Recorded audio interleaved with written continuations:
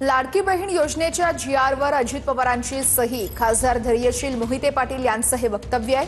तर लाडकी बहीण योजना भाजपच्या सरकारची असं जयकुमार गोरेंनी म्हटलंय।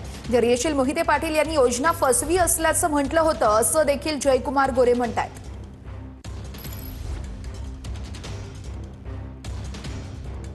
लाडक्या बहिणी आहेत तिथं सगळ्या ते जीआरवर सही कोणाची माहिती आहे का? म्हणजे तुमचा आदेश निघाला तुम्हाला पैसे देत महिन्याला 1500 रुपये हे अजितदादांचं आहे, त्यांनी सही केल्याशिवाय निघाले।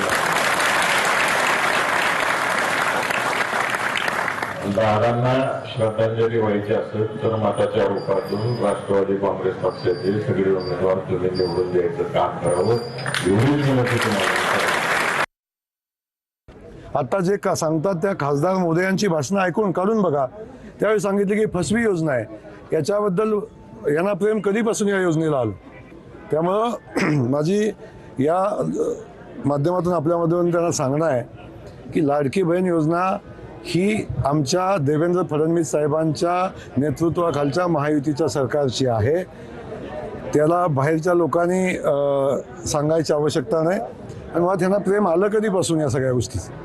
त्यामुळं ही योजना भारतीय जनता पक्षाची आहे हे सांगण्यासाठी कुठल्याही खासदाराच्या सर्टिफिकेटची आवश्यकता नाही।